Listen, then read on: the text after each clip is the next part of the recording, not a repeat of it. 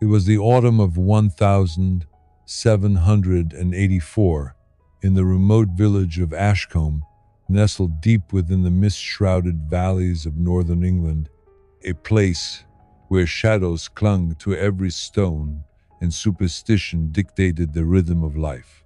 The first whispers of unease began on an overcast morning in late October, when the village church bell tolled unusually late, its resonance echoing off the skeletal branches of the surrounding woods.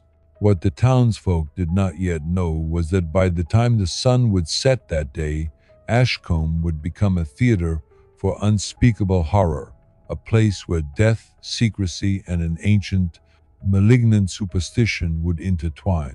At precisely 6:37 a.m., the body of young Eleanor Hargrove, a woman of 27 whose beauty and charm had been the talk of Ashcombe for years, was discovered not in the sanctuary of her modest cottage, but buried beneath the threshold of the old mill, her hands tied behind her back, her lips frozen in an expression of abject terror.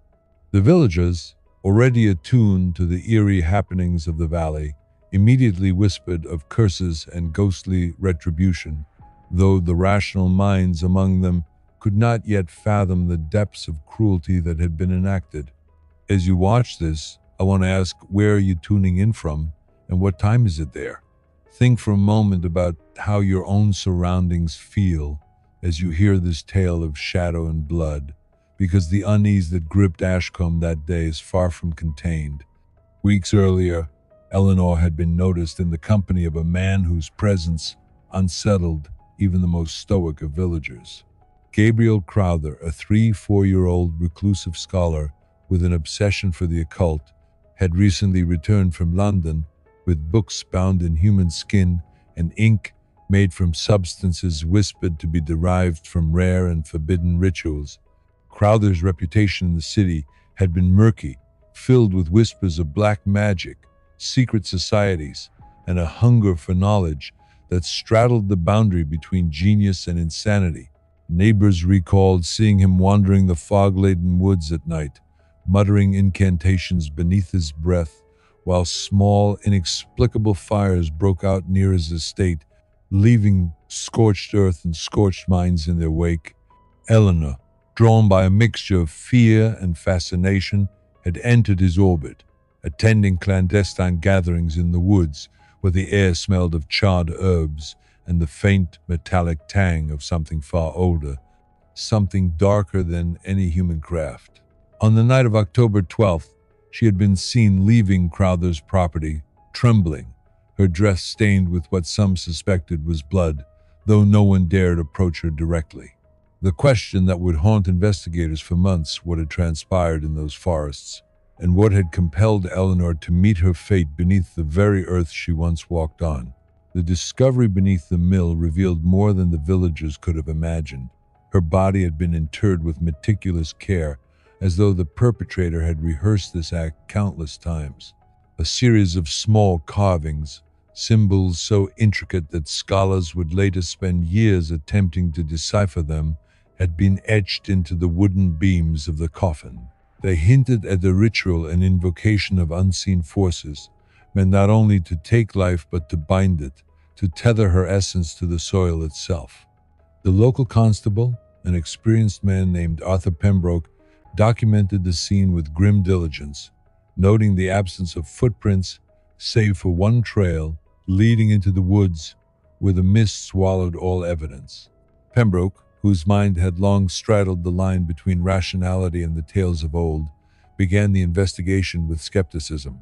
Yet, as he spoke to villagers, unearthed old parish records, and traced the movements of Gabriel Crowther, a creeping sense of dread settled over him. There were inconsistencies in witness accounts, shadows in the testimonies, and an undeniable aura of the supernatural surrounding the case. Rumors swirled of Crowther performing necromantic rites, of summoning spirits to manipulate the living and the dead alike. The constable would later admit in his journal that the line between reality and nightmare seemed to blur with every passing hour he spent examining the evidence. In the days that followed, a pattern emerged. Two more women of the village, both young and vibrant like Eleanor, vanished under circumstances that defied simple explanation. Each disappearance was preceded by strange phenomena. Livestock found dead, with strange markings carved into their flesh. Doors left open despite heavy locks, and villagers reporting sightings of a tall, shadowy figure moving silently between the fog and the trees. The community, once dismissive of superstition, now whispered fervently about the curse of the mill, the malevolent spirit that Gabriel Crowther had allegedly invoked, and the possibility that Eleanor's death was only the beginning. Letters discovered later, written in Eleanor's careful hand but clearly under duress, spoke of an unnatural fear of being watched by unseen eyes, of hearing whispers beneath her window late at night, and of a secret too terrible to name aloud. These details, meticulously recorded by Pembroke, were left in his private ledger, a record of the descent from ordinary fear into an all-consuming horror. Villagers began to avoid the mill altogether, crossing themselves, muttering prayers, and leaving small offerings of bread and salt, as if to placate forces they could not see or understand. What made the case truly chilling was not only the brutality of the acts, but the calculated intelligence behind them. Each scene of disappearance or death bore Crowther's signature in the form of complex symbols, ritualistic blood arrangements, and carefully staged evidence meant to confound any casual investigator. Pembroke found letters and journals hidden beneath the floorboards of abandoned cottages, describing the supposed mechanics of black magic that would bind a soul to the land so that even death cannot claim it fully.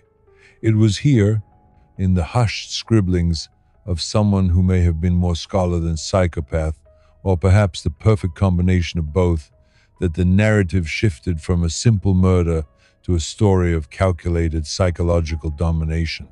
Every victim had a connection, however tenuous, to Crowther's world of secret knowledge and forbidden rites. The village of Ashcombe, isolated by terrain and tradition, became a crucible of terror, where superstition, fear, and evidence interwove into a tapestry of human horror. Each day brought new layers of uncertainty. Townsfolk reporting shadows moving against the natural light, footsteps echoing in empty corridors, and a persistent feeling of being watched, as if the earth itself had absorbed the cruelty enacted upon it, and now observed the living with vengeful patience. By late November, Ashcombe had descended into a state of near paralysis. The pervasive mist that rolled down from the hills seemed almost sentient, curling around cottages, clinging to the forest, and muffling the cries of children who no longer dared to play outside. Gabriel Crowther, now the central figure of both rumor and evidence, had vanished from the village, leaving behind an aura of menace that no rational explanation could dispel. Investigators, led by Arthur Pembroke, were faced with a puzzle that blended the tangible with the ethereal, signs of ritualistic murder paired with whispers of ghostly activity, and the subtle impression that someone or something was orchestrating terror from beyond the physical realm. Pembroke noted in his journal that on several nights he had seen faint lights flickering within the abandoned mill, and sometimes, through the swirling fog, a figure appeared, tall and unyielding, standing motionless as though observing him, and then vanished without trace. Scholars who later examined these accounts would describe the phenomenon as classic residual haunting, yet the precision of the murders suggested a hand that was chillingly human. The tension between the mortal and supernatural elements created a psychological quagmire for those involved, a place where every decision was shadowed by fear, superstition, and uncertainty. The second victim, a seamstress named Margaret Fairchild, 22 years old, was found 2 weeks later in a shallow grave at the edge of the forest, her body arranged in a grotesque symmetry that mimicked the patterns of the occult diagrams Pembroke had discovered in Crowther's journals. Unlike Eleanor, Margaret's hands were not bound, but the arrangement of her limbs, the peculiar marks along her neck and chest, and the strange symbols etched into the surrounding soil, suggested that her death was a deliberate act of ritualistic precision. The villagers whispered that her soul had been sacrificed to appease a malevolent entity, while Pembroke's reports leaned toward a meticulous human orchestration designed to instill terror and assert dominance. In examining the scene, he noted the faint remnants of an oily substance burned into the earth, which emitted an acrid, almost metallic scent that clung to the nostrils for hours after leaving.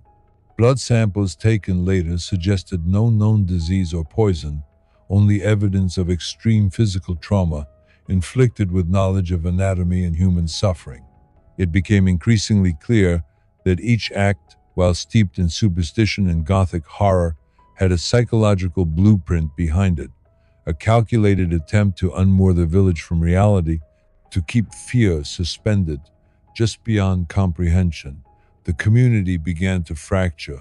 Families barricaded themselves inside their homes, whispering prayers and leaving candles at thresholds.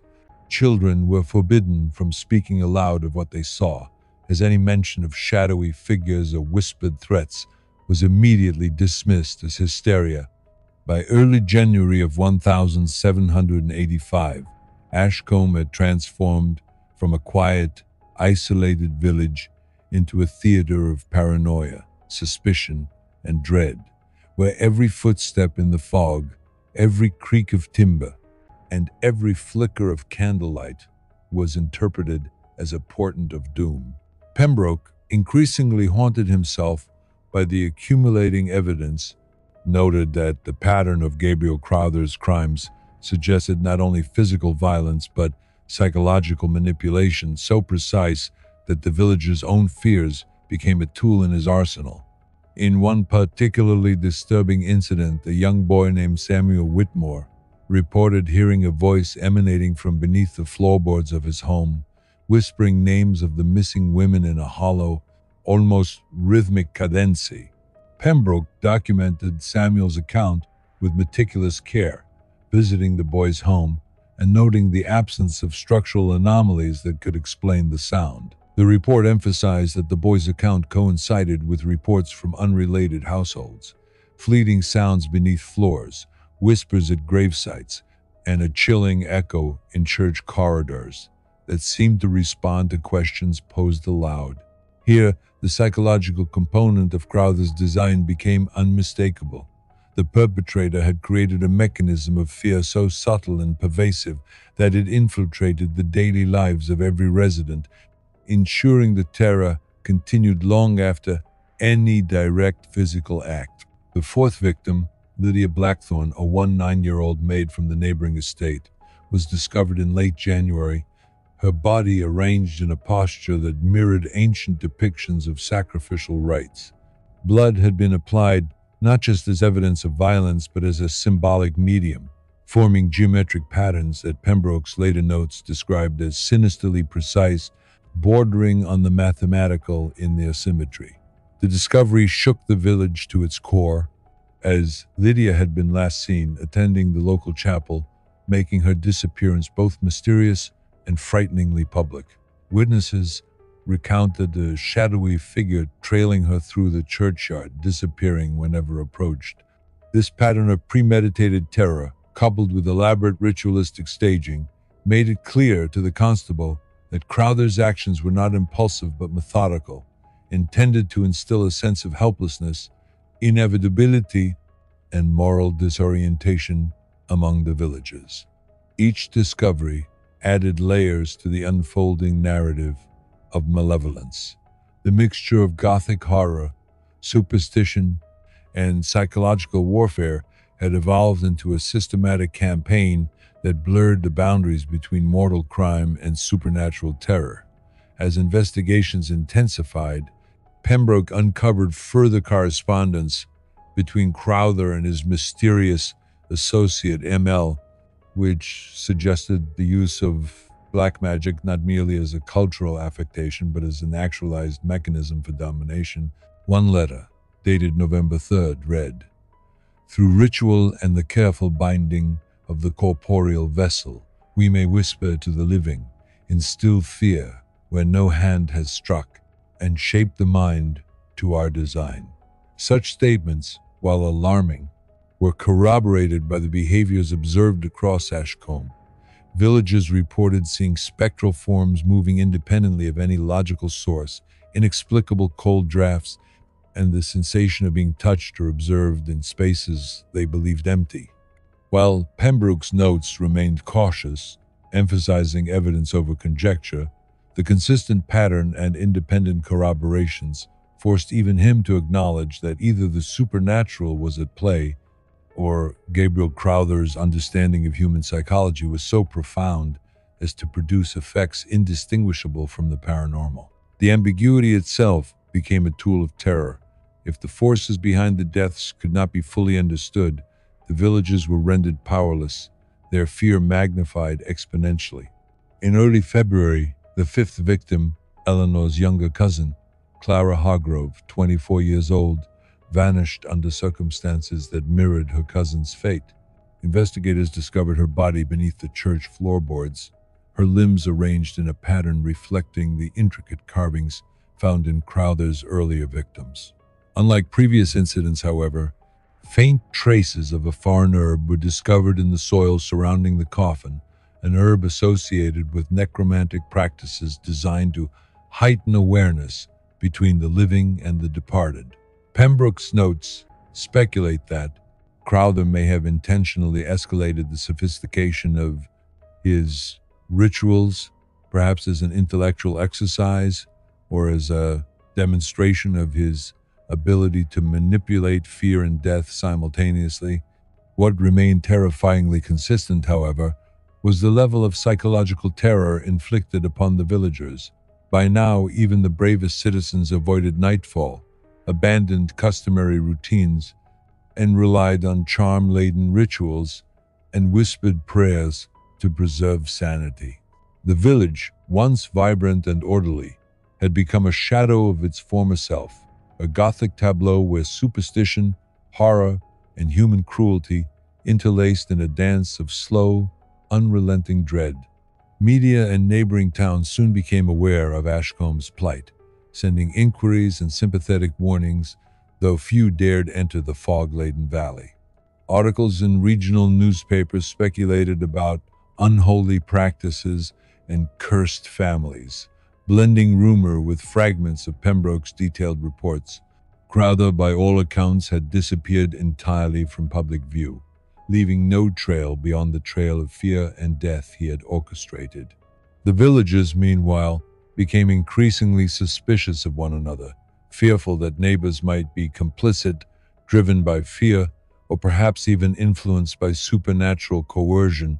This social fracture, combined with the tangible horrors of the murders, created a community operating on nerves and shadows, where silence became a survival mechanism, and every interaction bore the potential for revelation or ruin.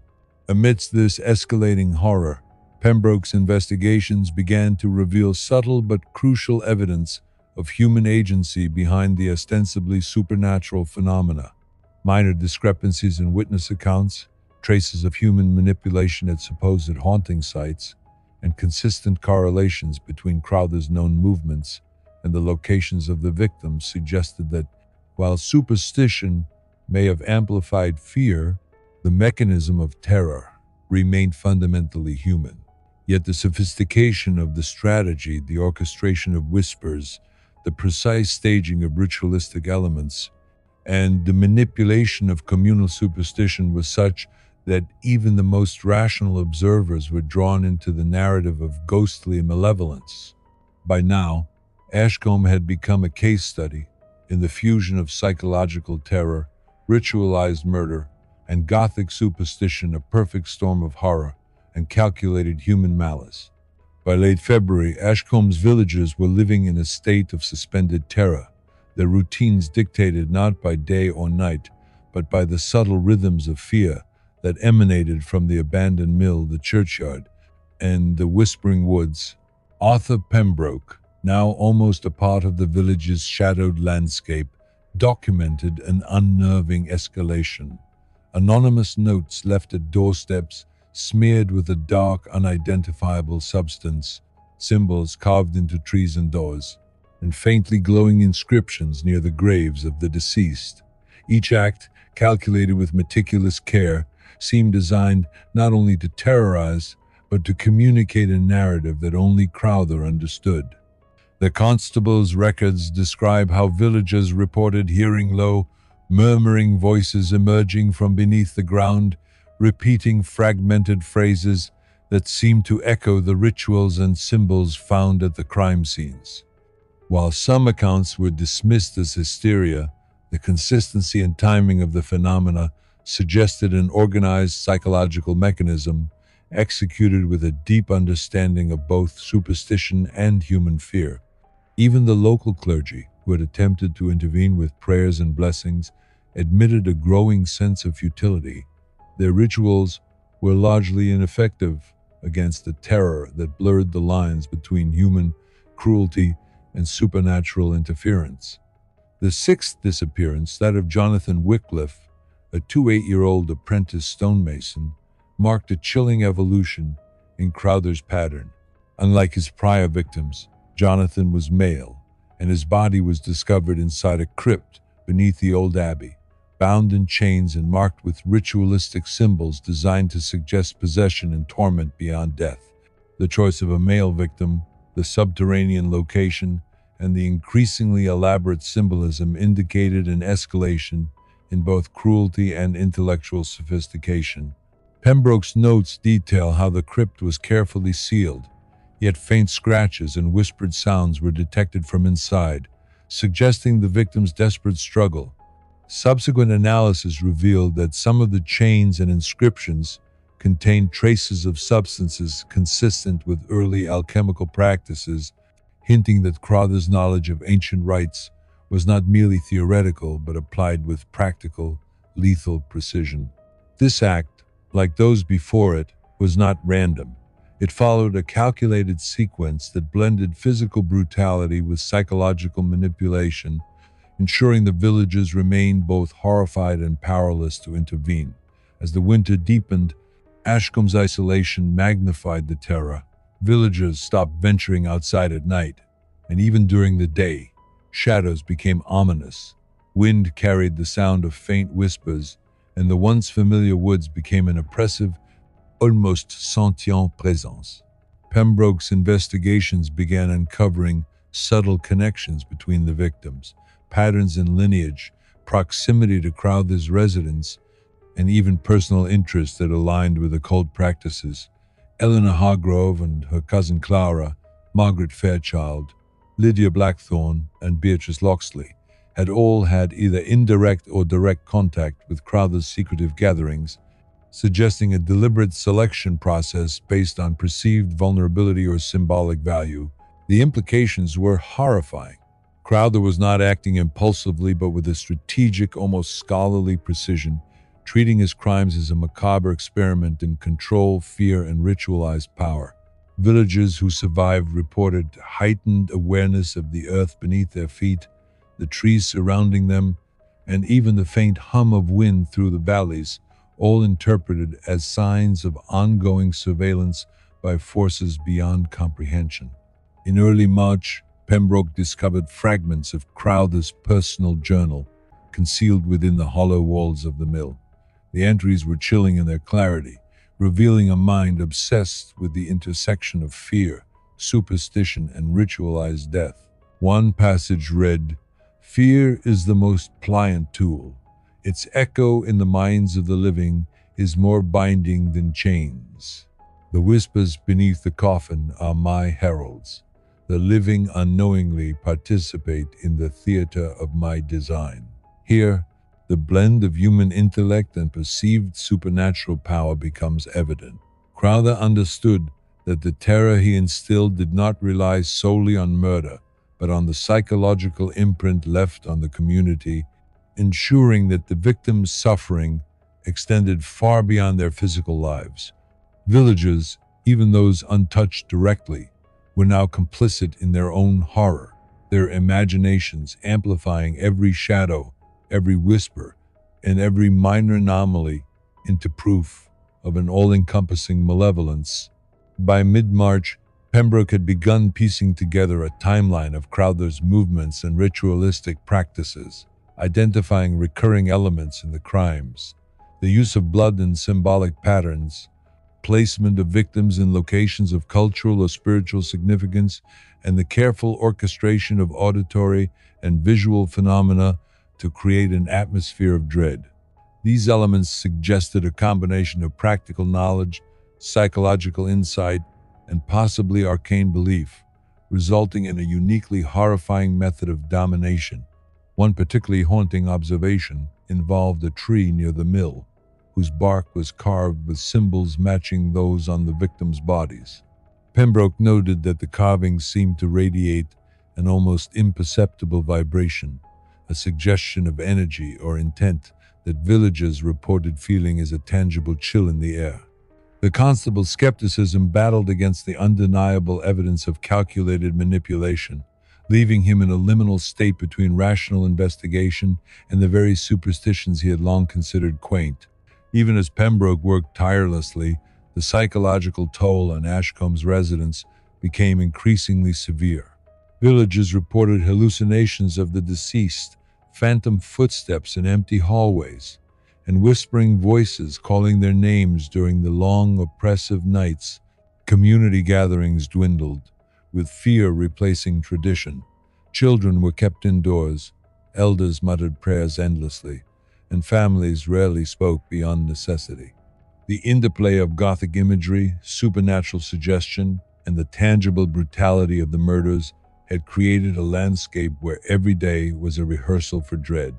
The boundaries between reality and nightmare blurred so consistently that even Pembroke began to question whether the horror he documented was solely the work of a man or the manifestation of forces he could neither fully comprehend nor explain. Yet despite these escalating pressures, the constable persevered, determined to uncover the mechanisms behind the terror, even as the village itself seemed to collapse under the weight of accumulated fear. By early April of 1785, Ashcombe had become a village unrecognizable to anyone who had known it before. The fog that rolled down from the valley no longer seemed natural. The forest whispered with a sentience all their own, and every shadow carried the weight of suspicion. Arthur Pembroke, now deeply enmeshed in the unfolding nightmare, had gathered all remaining evidence, from Crowther's journals to witness testimonies, and began to assemble a cohesive chronology. The sixth and seventh victims, Jonathan Wycliffe and Clara Hargrove, provided critical insight into Crowther's methodology. Both had been interred in locations of symbolic resonance, their bodies arranged with a ritualistic precision that mirrored ancient diagrams detailed in Crowther's own writings. The inscriptions, etched into wood and soil, coupled with faint traces of alchemical substances and rare herbs, indicated that these acts were not merely murders but orchestrated rituals intended to manipulate both corporeal life and the perception of reality. Pembroke concluded that the whispers heard by villagers were no accident. They were a deliberate psychological tool designed to keep the community suspended in fear and obedience to the unseen patterns of Crowther's design. The constable's investigation reached a pivotal turning point when he discovered a hidden chamber beneath the mill. Within, the walls were lined with occult texts, blood-stained sketches, and fragmented notes describing binding of souls and conversations beneath the coffin. Most disturbingly, Pembroke found evidence that Crowther had been performing simultaneous rituals across multiple locations, each designed to reinforce the other's terror. It became clear that the murders were only one element of a far more expansive and calculated plan. The orchestration of fear as a tangible, almost sentient entity. The constable noted that the victims' deaths, while brutal and corporeal, were amplified exponentially by the psychological manipulation of the village. The whispers beneath coffins, the phantom shadows, and the recurring symbols had created a feedback loop of terror, ensuring that Crowther's influence persisted even in his absence. Villagers, already on the edge of hysteria, interpreted every natural sound as evidence of his continuing presence, blurring the line between mortal crime and supernatural consequence. By mid-April, Crowther's name had become synonymous with both terror and fascination. Neighboring towns sent inquiries, scholars debated the plausibility of necromantic practices, and even distant parishes whispered about the Ashcombe curse. Pembroke, in his meticulous notes, outlined the psychological anatomy of Crowther's crimes. Selection of victims with symbolic or personal resonance, meticulous staging of ritualistic elements, calculated deployment of fear-inducing phenomena, and an understanding of community psychology that allowed him to manipulate perception as effectively as he did bodies. Each layer of the crimes revealed a mind that was not merely violent but methodically brilliant, capable of orchestrating a terror that extended beyond death into the minds and souls of the living.